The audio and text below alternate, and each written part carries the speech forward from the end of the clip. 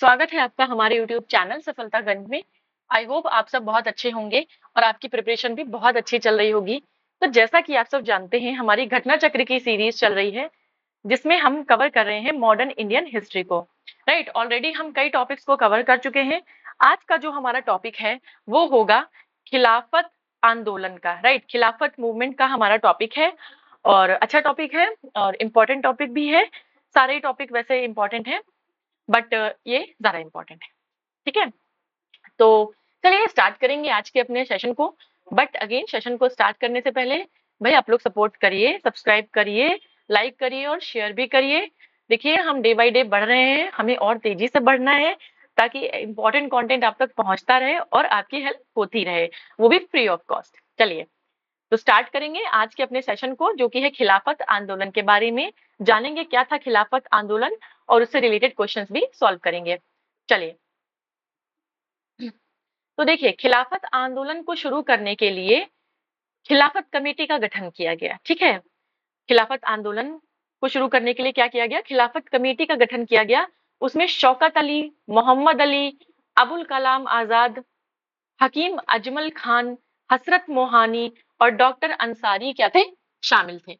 ठीक है, डॉक्टर अंसारी, इतने नाम याद रखने हैं आपको कि ये शौकत अली, मोहम्मद अली, अबुल कलाम आजाद, हकीम अजमल खान, हसरत मोहानी और डॉक्टर अंसारी, इनका नाम याद रखना है। ये सब लोग इस खिलाफत कमेटी के सदस्य थे। ठीक है, अब खिलाफत आंदोलन प्रारंभ करने का जो श्रेय है वो, देखिए इतने सारे लोग थे इसमें, बट जो श्रेय कहते हैं ना किसी चीज का, जैसे असहयोग आंदोलन जब हुआ तो उसमें तो कई लोग शामिल थे। ठीक है, केवल गांधी जी तो अकेले असहयोग आंदोलन उन्होंने कर नहीं लिया था, लेकिन कहा जाता है कि श्रेय तो गांधी जी को ही दिया जाता है ना असहयोग आंदोलन का। वैसे ही खिलाफत आंदोलन में थे तो बहुत लोग, बट जो श्रेय होता है, क्रेडिट जो है वो किसको दिया जाता है? शौकत ब्रदर्स को। उसमें मोहम्मद अली और शौकत अली दो भाई थे, तो उनको जो है ये श्रेय दिया जाता है। भारत के मुसलमान तुर्की के सुल्तान, क्या हुआ कि भारत के जो मुसलमान थे वो तुर्की के सुल्तान को इस्लामी साम्राज्य का खलीफा मानते थे। देखिए, जैसे हमारे में सबसे ऊपर हम किसी को मानते हैं, ठीक है, तो वैसे ही मुस्लिम बोर्ड होता है। ठीक है, तो मुसलमान क्या थे? ठीक है, वो तुर्की के सुल्तान को इस्लामिक स्टेट का खलीफा मानते थे। खलीफा मतलब उनके जो सबसे टॉप मोस्ट धर्म गुरु होते हैं उनको खलीफा बोलते हैं। ठीक है, तो वो उनको मानते थे। तो फर्स्ट वर्ल्ड वॉर जब हुआ, कब हुआ? 1914 से लेके 18 तक फर्स्ट वर्ल्ड वॉर हुआ। तो उसमें क्या हुआ? तुर्की मित्र देशों के विरुद्ध लड़ रहा था। ठीक है भाई, तुर्की जो है वो अपने फ्रेंड्स के अगेंस्ट ही लड़ रहा था। तो युद्ध के समय ब्रिटिश राजनीतिज्ञों ने भारतीय मुसलमानों को वचन दिया था कि वो तुर्की साम्राज्य को किसी प्रकार से समाप्त नहीं होने देंगे। ठीक है, लेकिन युद्ध समाप्त होने के बाद ब्रिटिश सरकार ने तुर्की साम्राज्य का विघटन कर दिया, उनको उनका डिसोल्यूशन कर दिया। ठीक है, तुर्की साम्राज्य खत्म कर दिया। अब भारतीय मुसलमान गुस्सा हो गए कि भाई तुर्की के जो सुल्तान थे उनको तो हम खलीफा मानते थे। ठीक है, हम अपने जो है रिलीजियस बोर्ड का टॉप मोस्ट लीडर उन्हें मानते थे और आपने जो है उनका विघटन कर दिया। आपने तो मुझसे वादा हमसे वादा किया था कि आप ऐसा नहीं करेंगे। अब क्या हुआ? भारतीय मुसलमान ब्रिटिश साम्राज्य से नफरत करने लगे और उन्होंने तुर्की के ऑटोमन साम्राज्य, देखिए जब मैं आपको मॉडर्न हिस्ट्री जब मैंने शुरू किया था तो मैंने आपको ऑटोमन एम्पायर के बारे में बताया था। जो जैसे ये आपका इंडिया है, ये आपका पूरा इंडिया है, इसके ऊपर जो है पूरा ये एशिया है। ठीक है, एशिया के इधर जो ये यूरोप है, यूरोप में यहाँ एक बहुत बड़ा एम्पायर था जिसको ओटोमन एम्पायर कहते थे। ठीक है, तो तुर्की का जो ओटोमन एम्पायर था उसकी रक्षा और खलीफा को बनाए रखने के लिए आंदोलन शुरू कर दिया गया कि नहीं भैया, खलीफा तो रहने चाहिए। ठीक है, हमारे रिलीजियस जो गुरु हैं वो तो रहने चाहिए। तो तुर्की साम्राज्य के विभाजन के विरुद्ध जो है ये आंदोलन शुरू हुआ कि तुर्की साम्राज्य का विभाजन जो आप कर रहे हैं हम नहीं होने देंगे, ऐसा इंडियन मुसलमान ने बोला। ठीक है, तो उसके लिए जो आंदोलन का नाम दिया गया वो खिलाफत आंदोलन दिया गया। उसने बहुत जोर पकड़ा। ठीक है, गांधी जी ने भी इसमें सपोर्ट किया, उसमें शामिल हुए। अंग्रेजों द्वारा तुर्की साम्राज्य का विभाजन करने के विरुद्ध खिलाफत आंदोलन शुरू हो गया और दिल्ली में 23 और 24 नवंबर 1919 को होने वाले खिलाफत कमेटी के सम्मेलन में 24 नवंबर को अध्यक्षता महात्मा गांधी जी को प्रदान की गई। दिल्ली में 23-24 नवंबर 1919। अब देखिए, मार्च में क्या हुआ? मार्च 1919 में रॉलेट एक्ट आया। ठीक है, रॉलेट। अप्रैल अप्रैल 1919 में क्या हो गया? जलियांवाला बाग हो गया। ठीक है, जलियांवाला बाग हत्याकांड हो गया। अब ये इस तरीके से याद रखिए कि 1919 में क्या-क्या इंपॉर्टेंट घटनाएं हुई। ठीक है, तो ये 3 घटनाएं आप बहुत अच्छे से याद रखिएगा कि मार्च में रॉलेट एक्ट पास हुआ, अप्रैल में जलियांवाला बाग हत्याकांड हुआ, उसके बाद जो है दिल्ली में 23-24 नवंबर को 1919 में होने वाले खिलाफत कमेटी का सम्मेलन 24 नवंबर को हुआ, जिसकी अध्यक्षता जो है महात्मा गांधी जी ने की थी।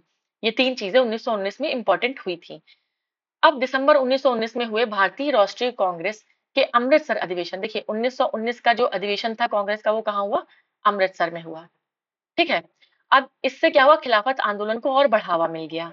गांधी जी ने इसे हिंदू मुस्लिम एकता को के एक ऐसे स्वर्णिम अवसर के रूप में देखा जो आगे 100 वर्षों में भी नहीं प्राप्त हो सकता। उन्होंने कहा कि नहीं, हिंदू मुस्लिम सब एक साथ आए हैं, ऐसा मौका दोबारा नहीं मिलेगा। तो उन्होंने अंग्रेजों के विरुद्ध आंदोलन में भारतीय मुसलमानों का सहयोग प्राप्त करने के लिए खिलाफत आंदोलन का समर्थन किया, क्योंकि अगले साल उनको क्या करना था? सहयोग आंदोलन करना था। उसके लिए उनको मुसलमानों का समर्थन चाहिए था। तो उन्होंने इसको एक गोल्डन अपॉर्चुनिटी की तरह देखा और कहा, मतलब उनका समर्थन किया, खिलाफत आंदोलन का पूरी तरीके से उन्होंने उसका समर्थन किया। अब हकीम अजमल खान ने क्या किया कि खिलाफत आंदोलन के दौरान हाजिक उल मुल्क, याद रखिएगा, हाजिक उल मुल्क की पदवी त्याग दी। पदवी दी गई थी उनको, ब्रिटिश सरकार ने दी थी हाजिक उल मुल्क। किसको दी गई थी? हकीम अजमल खान को। उन्होंने ये पदवी ब्रिटिश सरकार को वापस कर दी थी। ठीक है, 1908 में उन्हें दी गई थी, 1919 में उन्होंने वापस कर दी जब खिलाफत आंदोलन शुरू हुआ। मोहम्मद अली जिन्ना, ठीक है, जब वो राष्ट्रवादी थे, भाई नेशनलिस्ट थे, बाद में तो वो कम्युनलिस्ट हो गए, ठीक है, कम्युनिस्ट बन गए थे। ठीक है, एक ही रिलीजन को जो लोग फॉलो करके कट्टरवादी बन जाते हैं उनको कम्युनिस्ट बोलते हैं ना। तो मोहम्मद अली जिन्ना जब वो नेशनलिस्ट थे, जब वो राष्ट्रवादी थे, तो खिलाफत आंदोलन को देश की स्वतंत्रता के लिए आंदोलन से जोड़ने के विरोधी थे। ठीक है, मतलब खिलाफत आंदोलन उनके हिसाब से क्या था कि भाई खिलाफत आंदोलन, मुस्लिमों का आंदोलन आप अलग रखिए और जो फ्रीडम मूवमेंट है उसको आप अलग रखिए, दोनों को जोड़िए मत, जैसा कि गांधी जी करना चाह रहे थे। ठीक है, उन्होंने गांधी जी को कहा कि राजनीति में धर्म को ना लाने की सलाह दी। जिन्ना ने कहा कि ऐसा है, आप पॉलिटिक्स में रिलीजन मत लाइए। ठीक है, दूर रखिए रिलीजन को पॉलिटिक्स से। उन्होंने क्या किया कि खिलाफत आंदोलन में गांधी जी की भागीदारी के विरुद्ध गांधी जी को सावधान किया, वो मुस्लिम धार्मिक नेताओं और उनके अनुयायियों के कट्टरपन को प्रोत्साहित ना करें। ठीक है, नेक्स्ट नेक्स्ट देखेंगे कि मौलाना मोहम्मद अली, शौकत अली, अबुल कलाम आजाद, हकीम अजमल खान, हसरत मोहानी खिलाफत आंदोलन में गांधी जी के प्रमुख सहयोगी थे। सितंबर 1920 में कलकत्ता में हुए कांग्रेस के अधिवेशन, अब देखिए हर बार दिसंबर में होता था, अब सितंबर में हुआ, 1920 में कहाँ हुआ? कलकत्ता में हुआ कांग्रेस का अधिवेशन। इसका प्रमुख मुद्दा जलियांवाला बाग कांड और खिलाफत आंदोलन था। भाई रिसेंटली दोनों चीजें हुई थी, जलियांवाला बाग भी हुआ था और आपका खिलाफत मूवमेंट भी हैंड ऑन हैंड हो ही रहा था। तो दोनों साथ दोनों ही रिसेंटली हुए थे और खिलाफत तो चल ही रहा था, तो उसके लिए अधिवेशन जब हुआ तो वो टॉपिक जो था कांग्रेस का, ये दोनों टॉपिक मेन टॉपिक थे डिस्कशन के। खिलाफत आंदोलन में मदन मोहन मालवीय सम्मिलित नहीं हुए थे। याद रखिएगा, क्वेश्चन आ जाता है, इंपॉर्टेंट है, स्टार मार्क करिएगा। इनमें से कौन खिलाफत आंदोलन में शामिल नहीं हुआ था या सम्मिलित नहीं हुआ था? तो मदन मोहन मालवीय जी। मदन मोहन मालवीय जी के बारे में एक बात याद रखिएगा कि 1916 में इन्होंने बीएचयू की स्थापना में इनका बहुत बड़ा हाथ था। ठीक है, मेन एक तरीके से लीडर थे जिन्होंने बीएचयू की स्थापना में इनका काफी बड़ा रोल था। ठीक है, उसके बाद सितंबर 1919, यस 1916 में ही पहला जो कहते हैं ना पब्लिक स्पीच गांधी जी ने दी थी जब बीएचयू का इनॉग्रेशन था बनारस में, राइट। तो सितंबर 1919 में अखिल भारतीय खिलाफत कमेटी का गठन कर दिया गया। ठीक है, तो सितंबर 1919 में अखिल भारतीय ऑल इंडिया खिलाफत कमेटी का गठन कर दिया गया। इतनी बातें आपको इसमें याद रखनी है, इतनी बातें इंपॉर्टेंट है। अगर आपको और इसके अंदर की कहानी जाननी है तो स्टैंडर्ड बुक्स पढ़नी पड़ेंगी। आपके इसमें घटना चक्र के सिलेबस के हिसाब से इतना ही इंपॉर्टेंट था। ठीक है, चलिए आएंगे हम अपने क्वेश्चंस पे, सॉल्व करेंगे अपने क्वेश्चंस को। तो हमारा पहला क्वेश्चन है कि निम्नलिखित में से किसने खिलाफत आंदोलन का प्रारंभ किया था? नीचे दिए गए उत्तरों में से सही उत्तर का चयन करिए। शौकत अली, मोहम्मद अली, बिल्कुल अली ब्रदर्स तो शामिल ही थे। ठीक है, अली ब्रदर्स तो शामिल ही थे, ये तो मेन, इनको तो श्रेय जाता है आंदोलन को शुरू करने का। और अबुल कलाम आजाद, शरीयतुल्लाह का नाम हमने नहीं पढ़ा। ये जो शरीयतुल्लाह है, इनका नाम हम कहीं और पढ़ते हैं, किसी मूवमेंट में ही पढ़ते हैं, लेकिन यहाँ नहीं पढ़ते हैं। तो फिलहाल के लिए हमारा 1, 2 और 4, 1, 2, 4 नहीं है हमारा ऑप्शन में, तो फिर 1, 2, 3, 4 तीनों होंगे। ओके, नहीं 1 और 2, अच्छा प्रारंभ किया, तो एक तरीके से देखिए 3 तो नहीं होगा, मुझे कंफर्म ही था। 3 तो 3 इसमें भी है, 3 इसमें भी है, 3 इसमें भी है, तो उस हिसाब से हम इसको एलिमिनेट कर सकते हैं, तो 1 और 2 कर सकते हैं। देखिए अबुल कलाम आजाद को नहीं भी टिक करेंगे, चलिए कोई बात नहीं, उनको नहीं टिक किया तो भी कोई बड़ी प्रॉब्लम नहीं, लेकिन मोहम्मद अली एंड शौकत अली, इनको तो श्रेय जाता है, और शरीयतुल्लाह तो डेफिनेटली नहीं था। इनका जो संबंध है वो दूसरे आपका मूवमेंट से था। ठीक है, मैंने आपको पढ़ाया भी था। नेक्स्ट है, नेक्स्ट क्वेश्चन पे हम आएंगे। चलिए, तो क्वेश्चन में थोड़ा ध्यान रखिएगा कि एलिमिनेट करके हो रहा है कि नहीं हो रहा है। अब शरीयतुल्लाह अगर नाम किसी को नहीं याद है, किसी ने सुपरफिशियली स्टडी की है, ठीक है। यस, देखिए हाजी शरीयतुल्लाह 19वीं शताब्दी के फराजी फराजी आंदोलन के संस्थापक थे। यस, किसी मूवमेंट में ही हमने पढ़ा था, तो फराजी था, फराजी वो मूवमेंट था। फराजी जो है हाजी शरीयतुल्लाह को मानते थे। इस सेक्ट के जो लोग थे, फराजी सेक्ट के लोग, वो किसको मानते थे? शरीयतुल्लाह को मानते थे। चलिए, तो क्वेश्चन ध्यान से पढ़ना है हमें कि क्या पूछ रहा है। नेक्स्ट है, खिलाफत आंदोलन के प्रमुख नेता निम्नलिखित में से कौन थे? प्रमुख नेता, देखिए प्रमुख की बात कर रहा है तो डेफिनेटली वो आंसर तो जरूर होगा जिसमें मोहम्मद अली और शौकत अली होंगे। तो मोहम्मद अली और शौकत अली दो प्रमुख नेता थे। अब इनके साथ एडिशनली कोई तीसरा नाम दे दे तो टिक हमें करना पड़ेगा, बट ये दोनों नाम जरूर होने चाहिए। नेक्स्ट है, खिलाफत आंदोलन के मुख्य उद्देश्य निम्नलिखित में से कौन कौन से थे? जानेंगे कौन कौन से थे। भारत के मुसलमानों में ब्रिटिश विरोधी भावना उत्पन्न करना, मुस्लिम समाज का सुधार करना, पृथक निर्वाचक मंडल की मांग और खिलाफत का रक्षण करना, ओटोमन साम्राज्य की रक्षा और खिलाफत का रक्षा। अब आप बताइए, देखिए ओटोमन वाला पॉइंट तो है, हमने पढ़ा है कि ओटोमन में, तुर्की साम्राज्य में ओटोमन एम्पायर था, उसके जो सुल्तान थे उसको ये लोग खलीफा मानते थे, इंडियन मुसलमान भी। ठीक है, तो वो उनकी रक्षा करना चाहते थे, तो ये पॉइंट तो डेफिनेटली होगा आपका। ठीक है, क्या पृथक निर्वाचक मंडल की मांग थी खिलाफत आंदोलन का उद्देश्य? ऐसी कोई बात तो हमने पढ़ी ही नहीं। मुस्लिम साम्राज्य का सुधार, ऐसा कुछ इन्होंने बात की थी? ये भी नहीं किया था। हाँ, भारत के मुसलमानों में जब उन्होंने कहा, ओटोमन एम्पायर की रक्षा करने की बात कही थी ब्रिटिशर्स ने वर्ल्ड वॉर 1 के पहले कि हाँ आप हमारा, आप जो है, हम जो है ये करेंगे काम, लेकिन उन्होंने हमें डिच कर दिया। जब डिच कर दिया तो हमको, जितने भी हमारे भारतीय मुसलमान थे, उनके मन में हमें ब्रिटिश विरोधी भावना उत्पन्न करनी थी, इसलिए उन्होंने खिलाफत आंदोलन को शुरू किया। तो 1 और 4 इसका करेक्ट आंसर होगा, 2 और 3 से कोई लेना देना हमें नहीं है। चलिए, नेक्स्ट, नेक्स्ट है, वर्ष 1919 में अखिल भारतीय खिलाफत सम्मेलन का अध्यक्ष किसे चुना गया? तो हमें पता है कि हमने पढ़ा था, नवंबर 23-24 नवंबर में हुआ था, और महात्मा गांधी जी को इसका अध्यक्ष चुना गया था। खिलाफत आंदोलन का अध्यक्ष महात्मा गांधी जी को चुना गया था। ठीक है, देखिए 23-24 नवंबर को हुआ, महात्मा गांधी जी को चुना गया था। आप एक्सप्लेनेशन पढ़ सकते हैं, हालांकि रिपीटेड ही है, वो नोट्स का ही पार्ट है। कुछ नया होता है तो मैं आपको करा देती हूँ ऑलरेडी। नेक्स्ट है, महात्मा गांधी ने खिलाफत आंदोलन का समर्थन क्यों किया था? खलीफा ने क्रांतिकारियों को शरण दी थी? नहीं।